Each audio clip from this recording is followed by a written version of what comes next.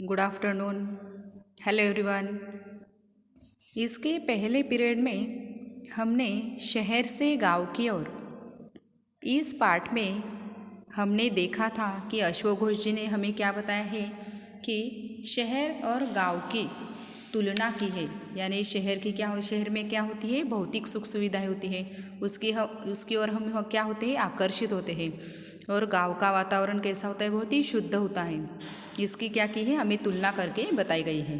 तो देखो, इस पाठ में हमने अभी तक क्या देखा था कि मोहन और प्रताप क्या थे, बहुत अच्छे दोस्त थे।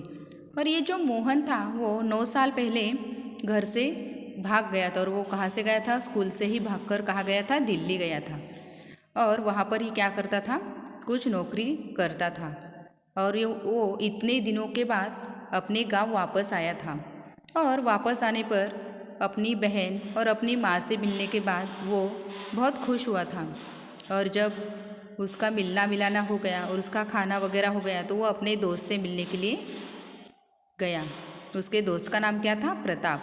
तो वो कहाँ पर रहते थे, दोनों अमृतपुर गांव में रहते थे।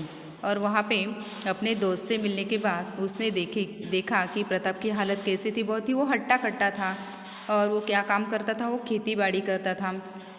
और खेती बाड़ी और पशुपालन करके अपना गुजर बसर करता था।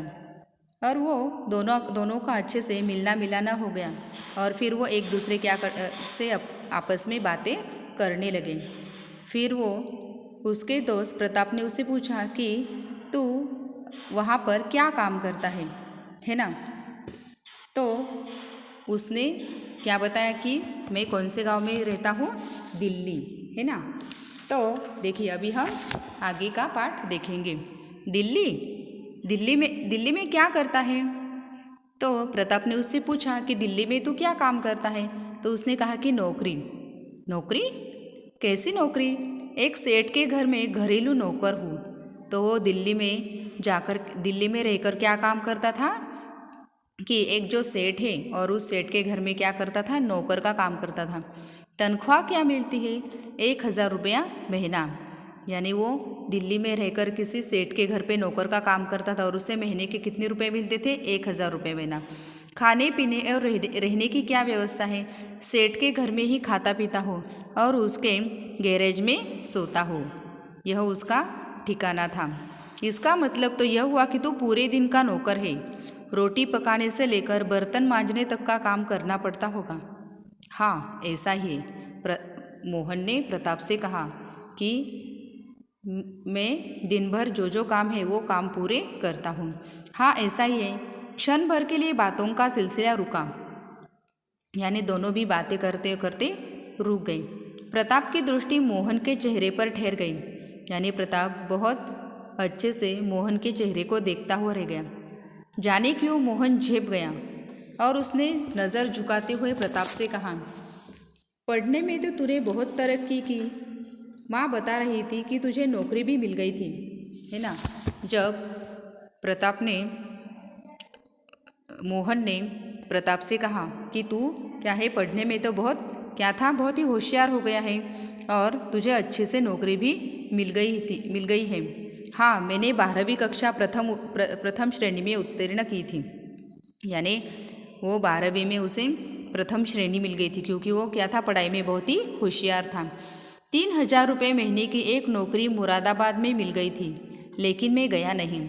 यानी उसे इतने अच्छे श्रेणी मिलने के बाद उसे मुरादाबाद में नौकरी मिल गई थी 3,000 रुपया महीने से। क्यों? तो मगर वो गया नहीं था। क्यों? मोहन ने जिज्ञासा प्रकट की और उसने बहुत जिज्ञासापूर्वक प्रताप से पूछा कि तू क्यों नहीं गया। मैंने आत्ममंथन किया, है ना। आत्ममंथन करना यानी अपने मन में ही वो सोच रहा था। यानी कि मैंने बहुत सोच विचार किया और फिर निर्णय किया कि मैं नौकरी के लोभ में अपना गांव और घर छोड़कर नहीं जाऊंगा। फिर प्रताप ने मोहन से क्या कहा कि मैं मुरादाबाद में नौकरी के लिए क्यों नहीं गया, क्योंकि मैं अपने नौकरी के लोभ में अपना गांव और घर छोड़कर यहाँ से नहीं जाना चाहता था। ऐसा निर्णय तुमने क्यों किया? फिर मोहन पूछता है। मैंने सोचा यदि मैं नौकरी पर शहर जाता हूँ तो मेरे बूढ़े माता पिता को साथ रखकर 3,000 रुपये में गुजर बसर करना ठीक कठिन होगा। क्योंकि शहर में क्या होता है, बहुत खर्चा होता है, बहुत क्या होता है, महंगाई होती है। इसलिए शहर में जाकर यदि मैं नौकरी करूँगा तो मेरे बूढ़े जो माता पिता हैं उनको अगर मैं साथ में लेकर जाऊँ तो 3,000 रुपये में मेरा पूरे महीने का गुजर बसर हो पाता था क्या? नहीं। इसलिए साथ ही साथ जो ज़मीन जायदाद, जो पशु थे मेरे, जो शुद्ध, जो अपने गांव का जो शुद्ध खान पान है और गांव का जो प्राकृतिक और स्वच्छ जो वातावरण है और यहाँ की जो हितैषी है, हितैषी यानी क्या, अपने हित की सोचने वाले जो गांव के लोग हैं, इनसे मुझे हाथ धोना पड़ेगा। इसके लिए वह सोचता रहा और यही सोच में वह शहर में नौकरी करने के लिए नहीं गया, क्योंकि वह सोचता रहा कि मेरे यहाँ की जो ज़मीन है, मेरे जो पशु हैं और गांव का ये जो स्वच्छ वातावरण है, इससे मैं और गांव के लोग जितना मेरा हित चाहते हैं वो हितैषी को मैं क्या करूँगा, खो दूँगा। इसलिए मैंने यह सोचा कि 3,000 रुपये में मैं अपने गांव में भी कमा सकता हूँ और जो मुझे महीने में जो 3,000 रुपये नौकरी पर मिलेंगे वह मैं गांव में भी कमा सकता हूँ, और वह भी स्वतंत्र रूप से, बिना किसी की गुलामी किए हुए। यह प्रताप क्या करता है, मोहन को समझाता है। फिर तूने क्या किया? मोहन बीच में ही बोला। फिर प्रताप उसे समझाता है कि मैंने क्या किया, कठोर परिश्रम किया। कहाँ पर? अपनी खेती में। खेती और बागवानी को आजीविका का आधार बनवाया, या अपने पालन पोषण का आधार क्या बनाया मैंने? खेतीबाड़ी ही बनाया। फलदार वृक्ष लगाए, यानी फल वाले वृक्ष मैंने अपने खेतों में लगाए, और ब्लॉक से लोन लेकर 2 असल नस्ल की गायें खरीदी, है ना। और मैंने क्या किया कि लोन लिया, है ना, और ऋण यानी क्या, कर्जा लिया, और कर्जा लेकर मैंने क्या किया, 2 क्या की, एक असली जाति वाली 2 गायें खरीद ली। और यहाँ मैं गाय का ताज़ा दूध पीता हूँ और अपनी धरती के अन्न, फल और सब्जियाँ यहाँ पर रहकर ही खाता हूँ। गांव के शुद्ध वातावरण में कैसा रहता हूँ मैं? स्वस्थ रहता हूँ, क्योंकि शहर में क्या होता है, प्रदूषण होता है और महंगाई भी होती है। इसलिए मैं ये जो अपना गांव है यहाँ पर मुझे स्वस्थ वातावरण में, शुद्ध वातावरण में मैं स्वस्थ रहता हूँ। माता पिता की सेवा करता हूँ। इसके अतिरिक्त बचा हुआ जो अन्न, फल, सब्जियाँ और जो अपनी जो 2 गायों का जो दूध है वह बाज़ार में बेचकर क्या करता हूँ, 30-40 हज़ार सालाना भी कमा लेता हूँ। और मैं इतना सारा जो अन्न है, अपने खेतों में जो अन्न उगाता हूँ, फल और सब्जियाँ हैं, और जो गायों का जो दूध है वो बेचकर क्या करता हूँ, सालाना 30-40 हज़ार रुपया कमा लेता हूँ। और फिर मोहन खुद सोचकर देख कि अच्छा जीवन क्या होता है। फिर प्रताप क्या करता है, उसे समझाता है कि तू ही सोच कि अच्छा जीवन क्या है। रहने को अपना मकान, खाने पीने के लिए शुद्ध और पौष्टिक भोजन, शुद्ध वायु, शीतल जल, और इससे बढ़कर अपने माता पिता और बुजुर्गों की सेवा का अवसर। फिर प्रताप क्या करता है, मोहन को समझाता है कि शहर में क्या होता है, प्रदूषण होता है, महंगाई होता है, फिर क्या होता है, रेंट के लिए घर लेना पड़ता है। मगर अपना जो गांव का है, गांव का जो वातावरण है वो कैसा होता है, शुद्ध है।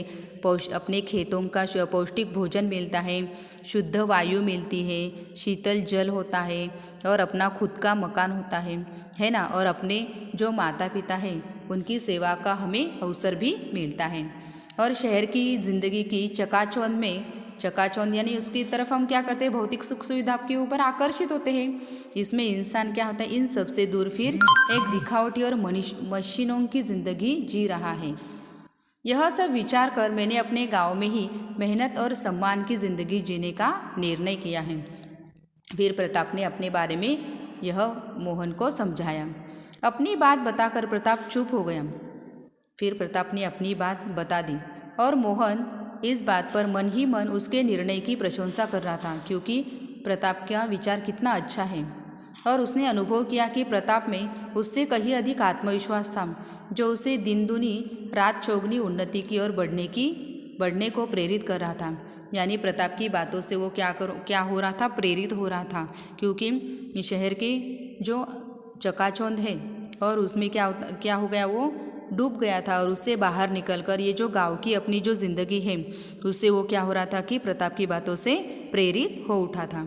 अचानक प्रताप ने फिर उसे पूछा, अब कब लौटने का विचार है? मोहन की भावमुद्रा बदल गई। भावमुद्रा यानी उसका चेहरे के जो हाव भाव है वो क्या हो गए, बदल गए। अब कभी नहीं प्रताप, कभी नहीं। तुम्हारी बातें सुनकर मैं इस निष्कर्ष पर पहुंचा हूँ कि परदेश की अपमान भरी चुपड़ी रोटी से घर की सूखी रोटी उत्तम है। यानी प्रताप ने उसे समझाने के बाद मोहन ने उसे पूछा कि तू कब वापस जाने वाला है। तो उसने उसे कहा कि परदेश की जो अपमान भरी, यानी किसी के यहाँ पर नौकरी करना ये क्या है, अपमान भरी जिंदगी है। इससे क्या है, अपने घर की जो सूखी रोटी है वही उत्तम है।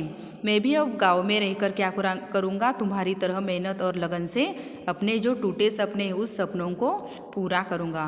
और जब मुझे कुछ समस्या आई, कठिनाई आई, तो कठिनाई पड़ने पर तुमसे मैं सलाह भी लूँगा। बचपन की तरह अब तुम मेरा साथ दोगे ना प्रताप? ये क्या करता है, मोहन प्रताप से पूछता है कि जब हम बचपन में ऐसे अच्छे दोस्त बन के रहे थे, अब भी तो तुम क्या करोगे, मुझे अच्छे सलाह दोगे ना और मेरी मदद करोगे ना। इसी बात से हम क्या समझाते हैं कि शहर की जो चकाचौंध है उससे ज़्यादा हमारी क्या है, गांव की ज़िंदगी बहुत ही बेहतरीन और क्या है, अच्छी है।